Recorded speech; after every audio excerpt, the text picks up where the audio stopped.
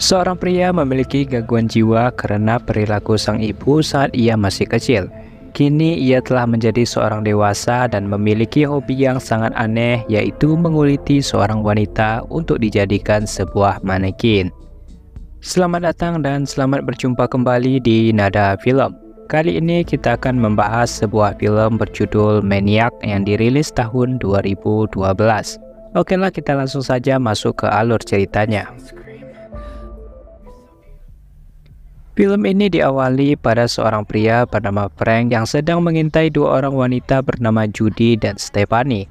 Setelah Stephanie menaiki taksi, datanglah seorang pria jahanam menggodanya karena Judy memakai pakaian yang seksi, hingga ia secepatnya untuk mencari taksi.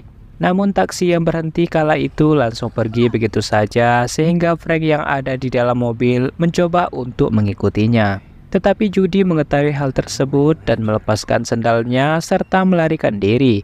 Tetapi Frank tidak mengikutinya lagi karena telah mengetahui di mana wanita itu tinggal. Singkat cerita, kini Frank sudah berada di apartemen miliknya Judy dan memutuskan untuk memotong kabel meteran listrik sehingga membuat beberapa lampu di sana mati. Frank yang sakne pun mulai menghampirinya, namun berbeda seperti pria pada umumnya yang memperkaos seorang wanita yang membuat ia terangsang. Tetapi Frank malah membunuh wanita tersebut serta menguliti bagian kepalanya untuk dijadikan seperti manekin. Frank yang seorang pemalu pun mulai menampakkan dirinya dengan cara mengechat seorang wanita untuk berkencan. Ia lalu bertemu dengan wanita tersebut bernama Lucy yang baru saja ia temukan di media sosial. Lucy mengatakan bahwa Frank sangat berbeda dari pria-pria sebelumnya yang mendekatinya. Kemudian Frank tiba-tiba saja menjadi terangsang serta menginginkannya untuk menguliti kepala Lucy mulai muncul. Tapi hal itu dapat diatasi oleh Frank dengan meminum obat yang telah disarankan oleh dokter, hingga keadaannya menjadi normal dan Lucy mengajaknya untuk singgah di apartemennya. Ternyata Lucy sudah sangat sakne dan ia membuka bajunya serta memaksa Frank untuk melakukan aksi percocolan di kamar tersebut. Namun Frank yang memiliki kelainan jiwa malah terangsang dengan rambut Lucy yang membuat penyakit kejiwaannya kambuh.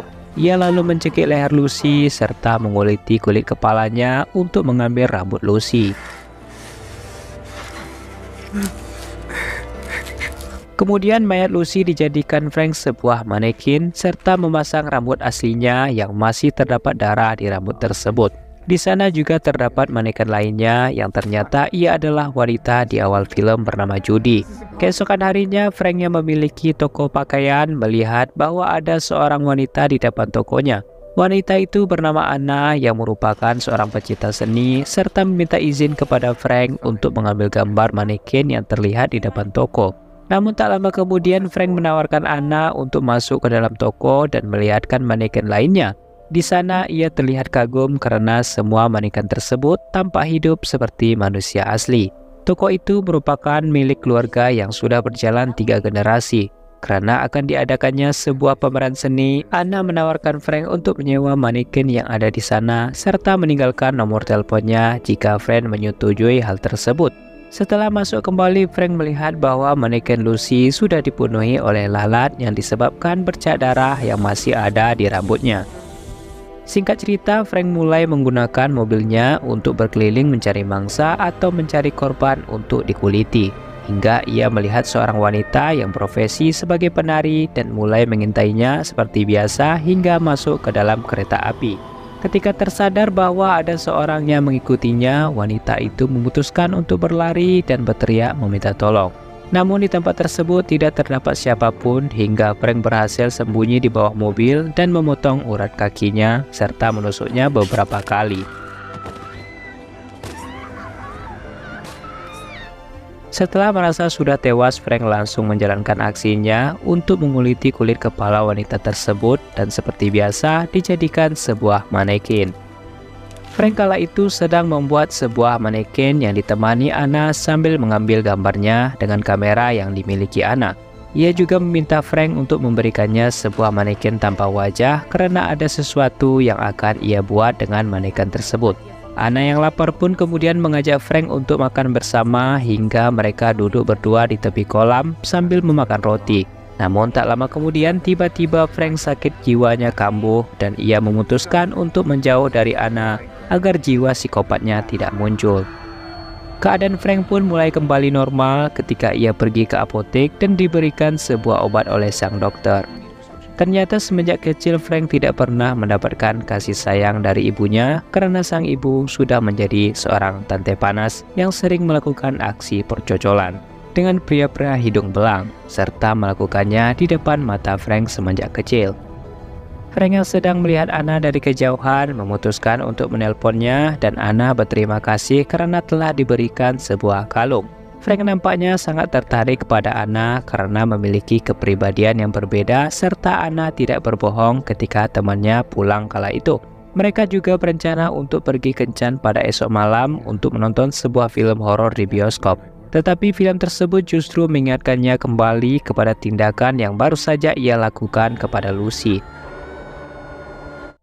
Setelah pulang dari bioskop, seseorang menelpon Anna yang ternyata ia adalah pacarnya. Mengetahui hal itu, Frank memutuskan untuk tidak mengganggu mereka dan pergi pulang ke rumah. Di dalam perjalanan, ia mengingat sesuatu dari tempat tersebut yang ternyata sang ibu pernah melakukan aksi percocolan di sana, serta menyuruhnya untuk menunggu di dalam mobil. Sampailah di hari pertunjukan seni diadakan, dan Frank diundang oleh Anna untuk datang ke pertunjukan tersebut. Ternyata manekin tanpa wajah yang dipesan oleh Anna digunakan untuk membuat wajah Anna sendiri. Terdapat banyak sekali manekin di sana dan manekin milik Frank adalah yang terbaik karena kulit kepalanya dibuat dengan kulit kepala manusia asli.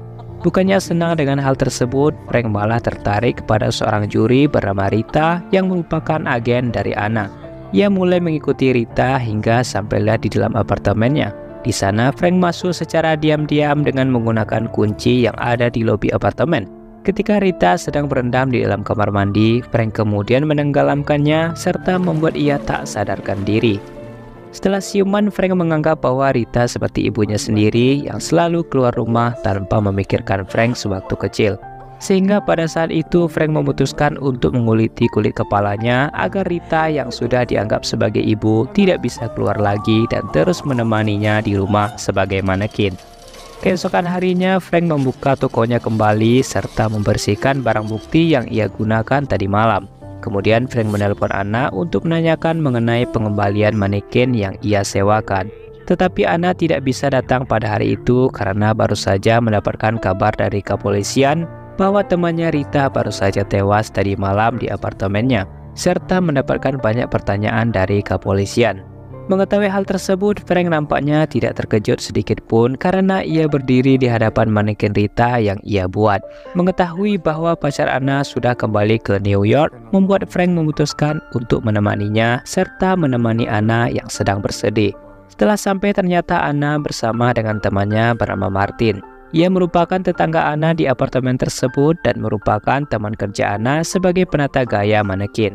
Kedatangan Frank kemudian membuat Martin membiarkan mereka berdua di dalam kamar dan ia memutuskan untuk kembali karena terdapat audisi pada pagi hari. Pertengkaran Anna dengan pacarnya membuat sang pacar memutuskan untuk pergi ke New York di saat Anna mendapatkan berita duka. Hal itu disebabkan karena pacar Anna yang terlalu egois sehingga meninggalkannya begitu saja. Di saat itu Anna masih menyalahkan dirinya sendiri karena membiarkan temannya pulang sendiri hingga terjadi sesuatu kepadanya. Kesedihan Anna lalu dimanfaatkan oleh Frank untuk melakukan aksi percocolan dengan dirinya hingga Frank keceplosan dengan mengatakan bahwa Anna berbeda dengan gadis-gadis lainnya. Mengetahui hal itu, Anna menjadi curiga karena berita mengenai gadis tersebut tidak ada disebutkan oleh pihak kepolisian saat ia diinterogasi. Sehingga membuat Anna berspekulasi bahwa Franklah yang melakukannya serta pelaku pembunuhan Rita di apartemen. Anna lalu mulai ketakutan dan menyuruh Frank untuk segera pergi dari apartemen tersebut karena ia ingin sendirian. Tetapi Frank tidak mau pergi sehingga membuat Anna mengambil sebuah pisau serta melukai tangan Frank. Anna yang terjatuh kemudian berhasil menendangnya dan menusukkan pisau tersebut ke tangannya serta berteriak meminta tolong kepada Martin. Anna lalu masuk ke kamar mandi dengan membawa pisau, sedangkan di luar kamar terdengar suara Martin yang menanyakan apa yang terjadi di dalam. Mengetahui bahwa Martin mencoba untuk masuk, Frank mengambil sebuah pisau daging dan menunggu di belakang pintu. Ia lalu memukulkan pisau tersebut hingga menancap pada mulut Martin yang membuat ia tidak sadarkan diri. Frank lalu meminta Anna untuk membuka pintu serta mengatakan bahwa ada sesuatu yang harus ia jelaskan. Namun Anna tetap tidak mau membuka pintu hingga Martin bangkit dan memukul Frank dengan tongkat baseball.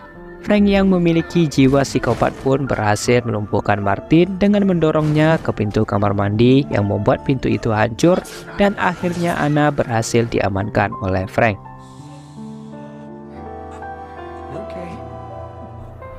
Setelah polisi itu mengetahui aksi pembunuhan tersebut, terlihat Frank sudah ada di dalam mobil beserta dengan Anna yang juga ada di sana.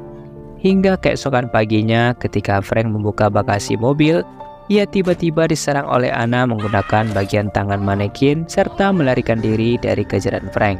Namun Frank tidak menyerah begitu saja, ia tetap mengejar Anna hingga Anna menaiki sebuah mobil seseorang. Mobil itu lalu melaju ke arah Frank serta menabraknya dan membuat mobil itu juga menabrak sebuah tembok. Bukannya menolong Anna yang sedang sekarat, Frank malah menguliti kepalanya untuk dijadikan sebagai manekin. Kemudian ia membelikan cincin kepada Anna sebagai bukti cinta dirinya dan memutuskan untuk menikah dengan manekin Anna. Frank lalu membawa manekin tersebut ke tempat tidur karena itu merupakan malam pertama bagi dirinya. Namun Frank melihat bahwa semua manekin wanita yang ia bunuh tiba-tiba saja hidup serta mengoyaki bagian tubuhnya seperti layaknya seorang binatang yang baru saja mendapatkan seekor mangsa.